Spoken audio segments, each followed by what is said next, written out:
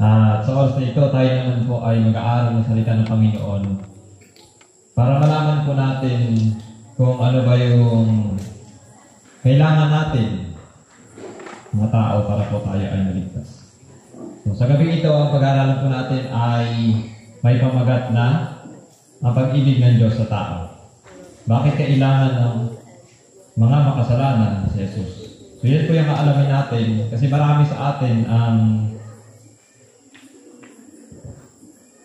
siguro agree kayo sa akin na lahat tayo may relihiyon pero lahat tayo ay karamihan sa atin ay parang tama lang na makasimba tayo ng isang linggo tapos uwi na tayo at hindi na natin iniisip kung para saan bakit tayo may relihiyon, kung para saan bakit natin tinanggap si Kristo, kung para saan bakit tayo nagpabautismo.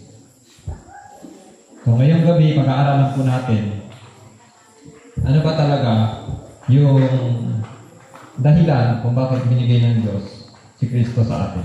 Ayan po, ang sabi dito sa Isaiah 45 verse 18, ang sabi niya sila, sapagkat ganito ang sabi ng Panginoon, na lumikha ang langit na siyang Diyos na nag-anyo sa lupa at gumawa niyon, na kanyang itinatag at hindi niya nilikha na sira, na kanyang inanyuan upang tahanan.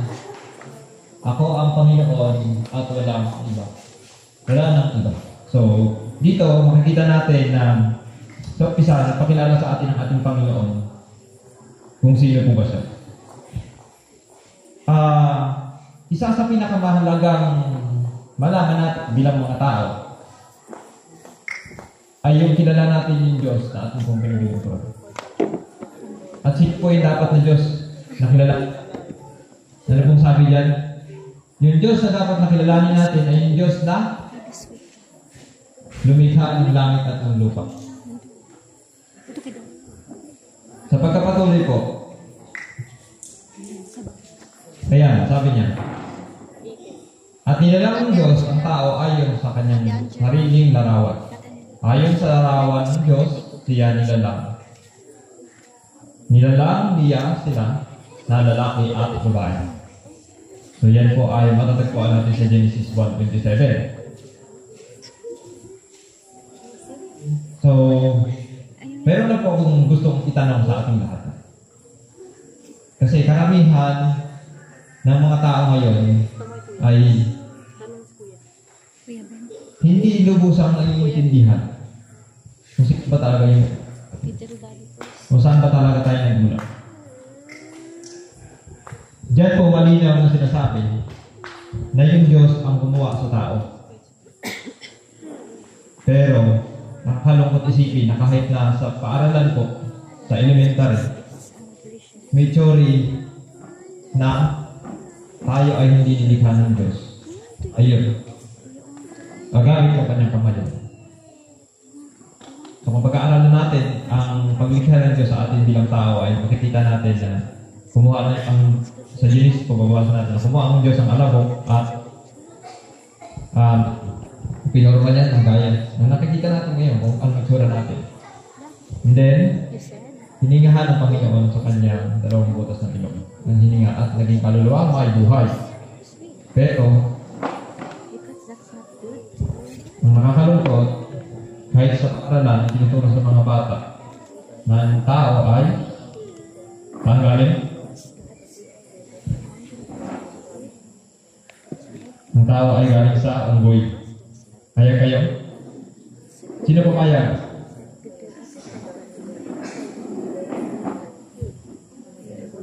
Gusto niyo ba na yung pinagmulan sa mga galing sa unggoy?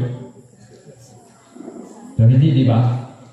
Kaya dito, pinapakita sa atin ng Panginoon na may Diyos at ang Diyos na dapat natin paglingkuran ay yung gumawa ng langit at lupa at yung naglikha mismo sa atin. Ngayon ano po sabi niya? At inutos ng Panginoong Diyos sa lalaki na sinasabi, sa bawat punong kahoy sa halamanan ay malaya kang makakain.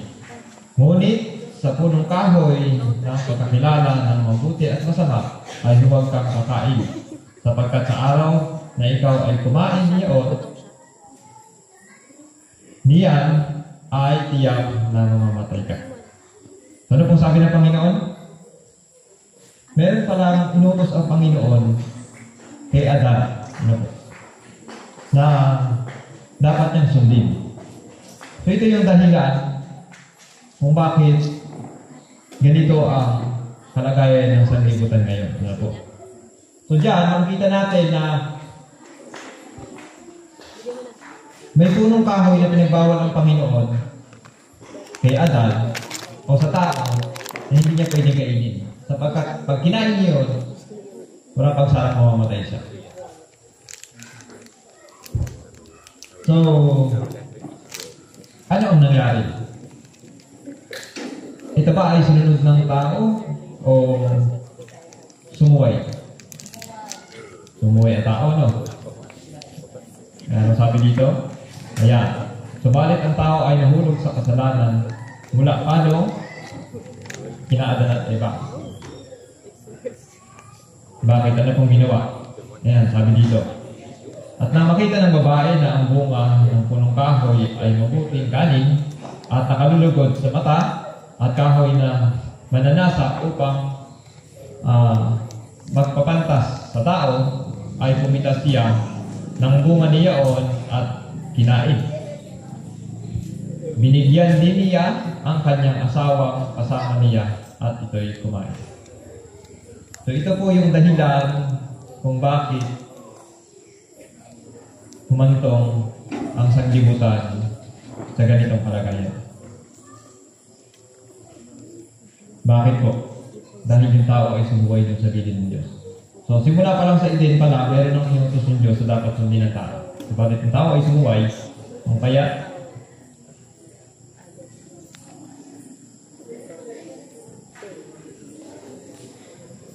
ano pong sabi dyan?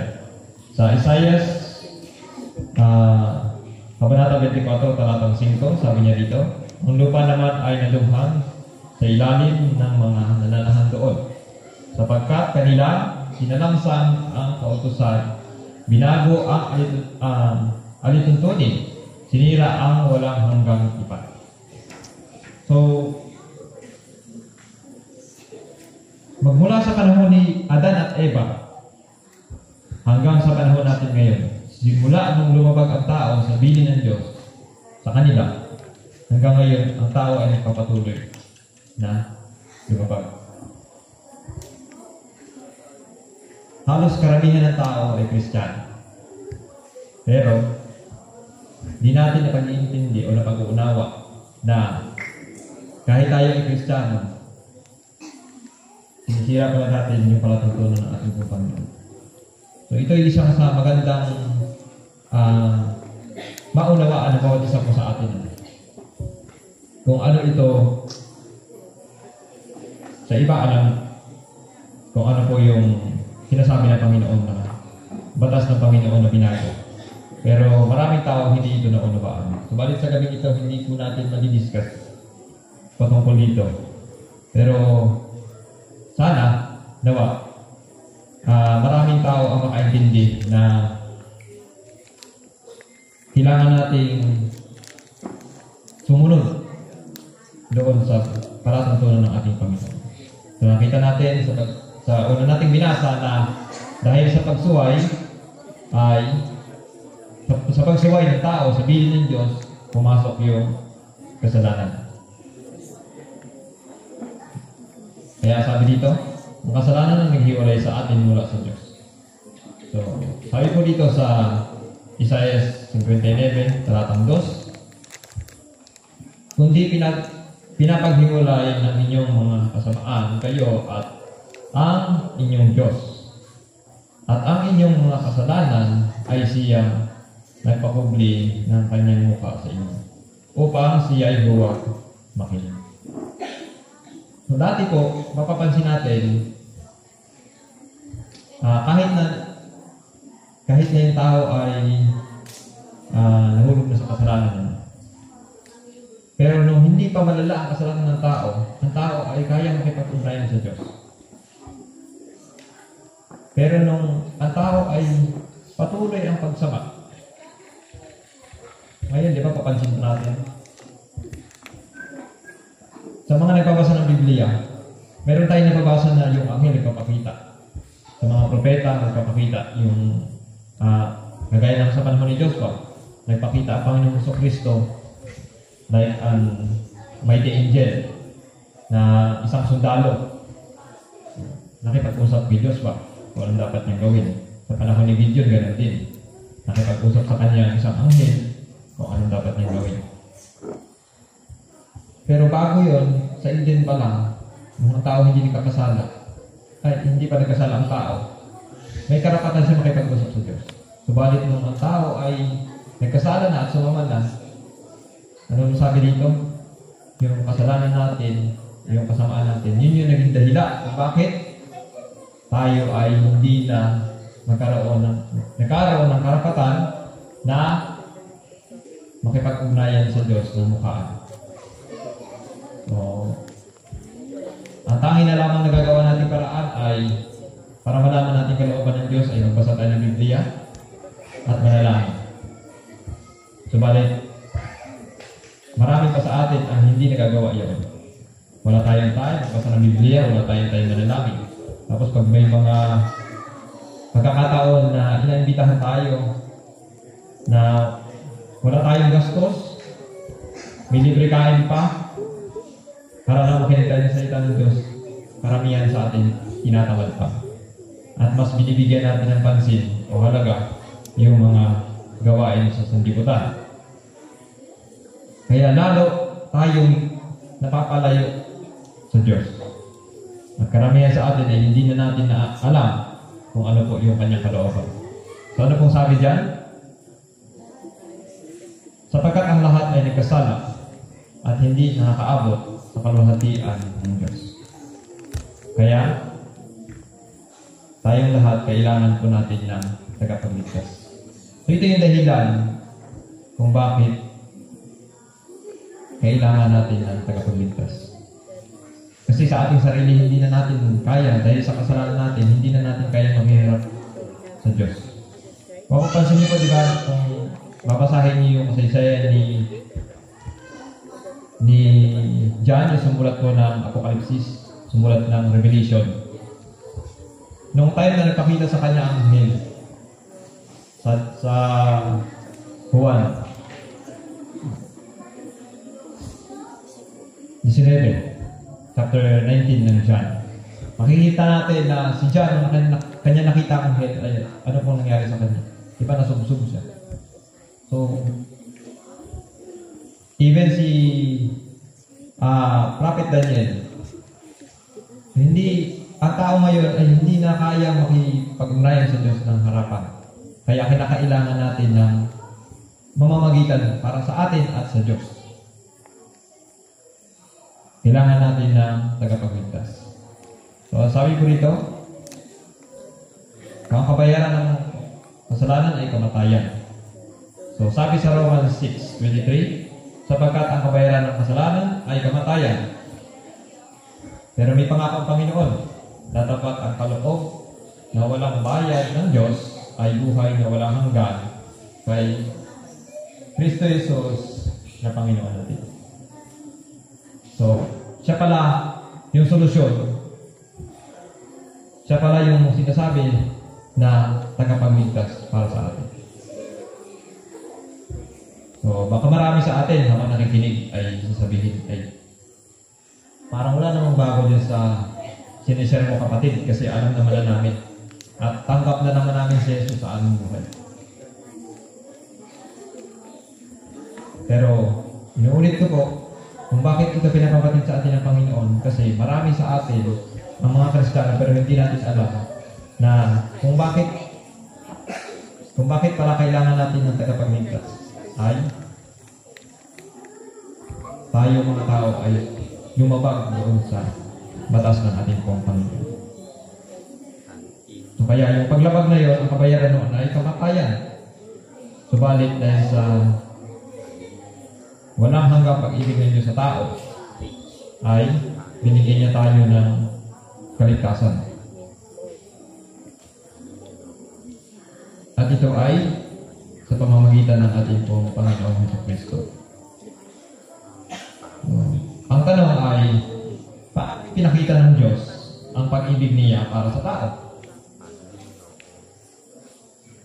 Tunghayan po natin ang kasagutan. Sabi po sa Romans 5:12, kaya kung paano sa pamamagitan ng isang tao ay pumasok ang kasalanan sa sanglibutan, di ba, nung simula nung kumain ang tao, si Adan at si Eva, nung ipinagbabawal ng Diyos na bunga ng punong kahoy, ay pumasok ang kasalanan. So, sa pamamagitan nila, pumasok ang kasalanan. Subalit, sabi ng Panginoon dito, at ang kamatayan sa pamamagitan ng kasalanan. So, pumasok kasalanan, tapos after ng kasalanan, pumasok na po yung kamatayan. Kasi yun yung sabi ng Panginoon, di ba? Pag sumuway ka, at kumain ka niyan, walang pagsala, ikaw ay mamamatay. So, kaya, tayong tao ay hindi na tayo immortal. Di ba po? Tumatanda tayo, namamatay. Iba nga ngayon, hindi na tumatanda eh. Bata pa, namamatay yun. Yung iba nga, sanggol pa, namamatay yun. Dahil yan sa pagpasok ng kasalanan sa atin. Sabi po rito, at sa ganito ang kamatayan ay naranasan ng lahat ng mga tao, sapagkat ang lahat ay nagkasala.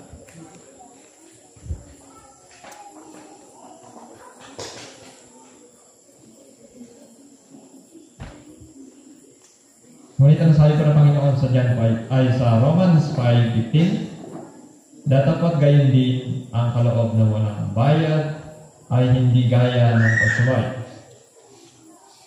Sapagkat kung sa pagsuway ng isa ay nangamatay ang marami, lubha pang sumagana sa marami ang biyaya ng Diyos at ang kaloob dahil sa biyaya ng isang lalaking si Jesucristo. So dahil sa dakilang pag-ibig ng Diyos, pamamagitan ni Jesucristo, ay nagkaroon po tayo ng pagkakataon na matamo natin yung biyaya ng Diyos. Ano po? Na magliligtas sa bawat isa po sa atin. So, sa isang tao, pumasok ang kasalanan at naranasan ng marami hanggang sa ating panahon na tayo ay dudusa, karamdaman, sakit, at sa pagkamatay. Subalit, sa isang tao rin naman, si Kristo Jesus, ay ang kaligtasan o yung buhay ay makakamit natin.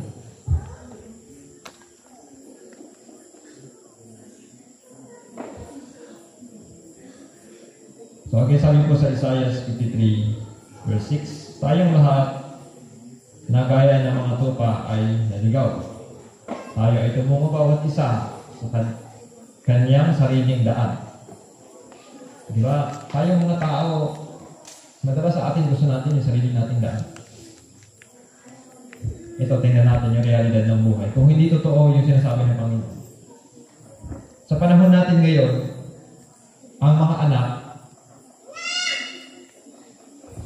karamihan na ng mga pamilya, mga anak na po yung nasusunod sa tahanan. Di ba po? No. Wala nang boses yung magulang. Pag sinabi ng magulang na, kagaya na banggit kanina, kagaya rin nung nabanggit ang pag-aaral natin ng nakaraan, ay kagabi po, di ba? Na masuwayin sa mga magulang ng mga bata. Utusan mo, anak, baka pwede, sain ka muna. Mamaya na. Wait lang. Bakit? Si busy doon sa gadget. Busy sa kachat niya. Busy mag-scroll sa Facebook. Busy mag-post ng ano-ano. Busy manood ng kung ano-ano sa YouTube. Busy mag-TikTok. Maraming kinabibisi niya ng tao. So lahat tayo. Nakakalungkot ngayong isipin na meron ko sa karanasan ng kuya ko na sinila sa akin. Nung bumisita daw siya dun sa bahay ng kanyang kaibigan, ay bumisita Bumisita siya sa bahay ng kanyang kaibigan ay ang naabutan na yung asawa ng kaibigan niya. At yung kailangan mag-isang anak. Wala din yung lalaki. At yung babae, hindi niya man lang napagtanto na may bisita siya. Busy siya lumaking ng drama sa radio. At yung anak niya, doon naliligo sa lubo ng kalabaw. Di ba? So yung tao ngayon ay maraming mga pinagkakabalahan. Yung mga kanya-kanya silang sarili. Daan na gusto tahakin sa mundo ito. Kaya iba, kaya na kami kanina, nagsusunod ng kilay, nagkukuya, busy sa pag-aaral para lang makamit yung pangarap niya sa mundo ito. So, lahat tayo ay sa tingin ng Diyos, paglit tayo sa kanyang harapan. Kaya ang ating Diyos ang nasa langit ay, sabi niya dito,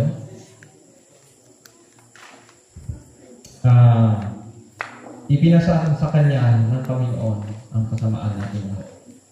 So, mapapansin natin, di ba, na dapat tayo mamamatay, pero si Kristo Jesus yung nag-buhay sa krus ng Kalbaryo para lahat tayo po ay magmala ng buhay na walang hanggan.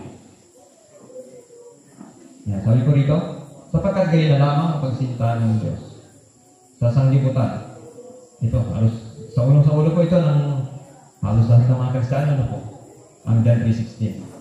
Pero hindi natin ito malalim na naunawaan. Bihira lang yung tao talaga na nakakaunawa nito. Sabi ko rito, sapagkat gayon na lamang ang pagsinta ng Diyos sa sanglibutan ay binigay niya ang kanyang nag-iisang sinilang na anak upang ang sinumang sa kanya ay sumampalataya ay huwag mapahamak, kundi magkaroon ng walang hanggan. So, dahil sa dakilang pag-ibig ng Diyos, ibinigay niya yung kaisa-isa niya isinilang na anak. Tanong ko, sino sa atin dito ang kayang ibigay yung kaisa-isang anak niya para sa isang tao? Halimbawa, may anak ako. O halimbawa, nakulong ako. Kaya nyo kayang ibigay yung kaisa-isa ng anak para mapalaya ako, siya yung makukulong. Sa mga magulang, gaano kahirap na i-give up yung anak mo para sa kapakanan ng iba. Diba, hindi po natin halos masabi kung gaano kahirap para sa atin. Paluin nga lang ng ibang tao ng natin, grabe yung galit natin eh. Diba? Masama ng loob natin kapag nasasaktan yung anak natin. Hamas mo na. Hayaan mo yung anak mo mamatay para sa iba. So dito pinakita na tayo sa atin kung gaano kadakila ang pag-ibig ng Diyos. Yung relasyon ng ama at ng anak. Kaya mapansin natin, di ba, na nung ang Panginoong Kristo ay nabayubay sa krus ng Kalbaryo, habang siya ay nakabayubay doon, tinakpan ng Diyos na makapanaulap ng langit. Dilip. Hindi kaya tagalan ng ama yung hirap o dinalas ng kanila. So kaya, dito ay talagang mamalas natin yung dakilang pag-ibig ng Diyos sa bawat isa po sa atin. Sobrang mahal tayo ng Diyos, kaya isa-isa niyang anak binigay niya para sa atin. Para tayo, pag sumampalataya tayo kay Jesus, hindi tayo mapapahamak, hindi magkakaroon tayo ng buhay na walang hanggan. So ito yung pagpapakita ng Diyos ng kanyang dakilang pag-ibig sa bawat isa po sa atin. Ngayon ang tanong, bakit kailangan ng makasalanan si Jesus?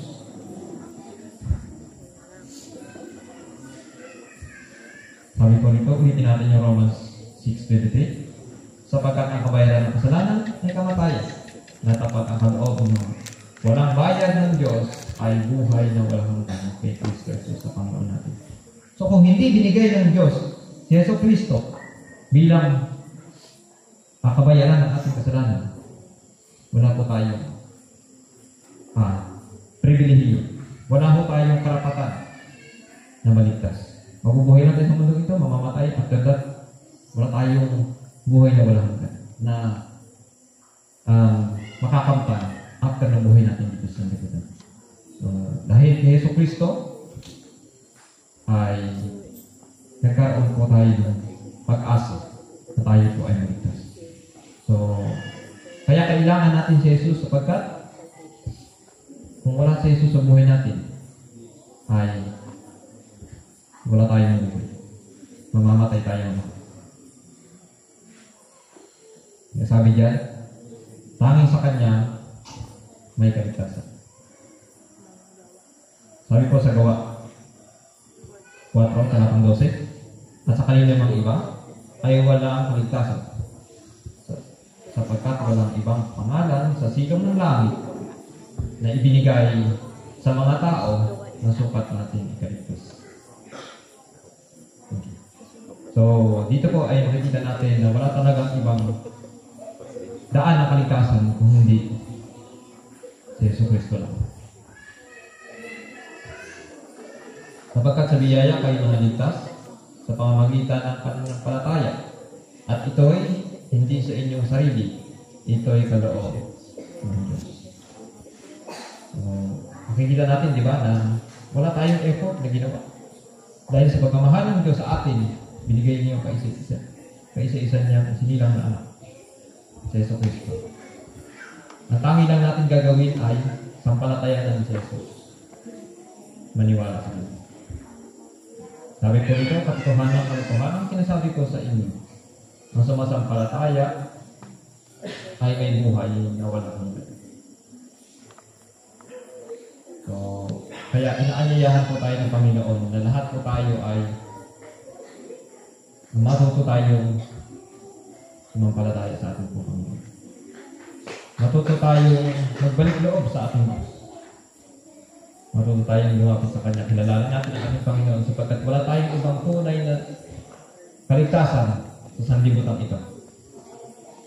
Kung tayo ay mamatay, wala tayong assurance sa sarili natin na tayo pumana ng pangako na langit na bayan at buhay na walang hanggan kung hindi tayo maniniwala kay Jesus at nananampalataya sa Kanya. So, makikita natin na dahil sa kasalanan, dahil sa pagsuway natin sa kalooban ng Panginoon, ay pumasok ng kasalanan, pumasok ng kamatayan, at wala tayong pag-asa. Subalit dahil sa habag ng Diyos, binigay si Yesu Kristo. Kung kaya, tayong lahat ay nagkaroon ng pag-asa na magkamit ng buhay na walang hanggan. So, kaya ang bawat isa po sa atin ay kinakailangan na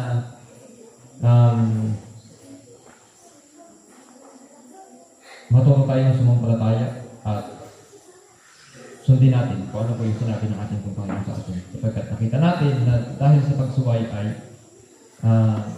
nagdulot ito ng pagkasira,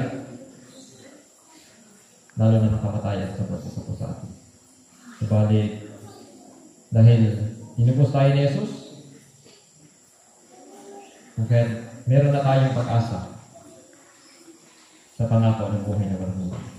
So, nawa ang bawat isa po sa atin ay magkaroon ng pag-asa sa ating sarili at ito yung panahon na hanapin natin ang ating Panginoon at lumapit sa Kanya.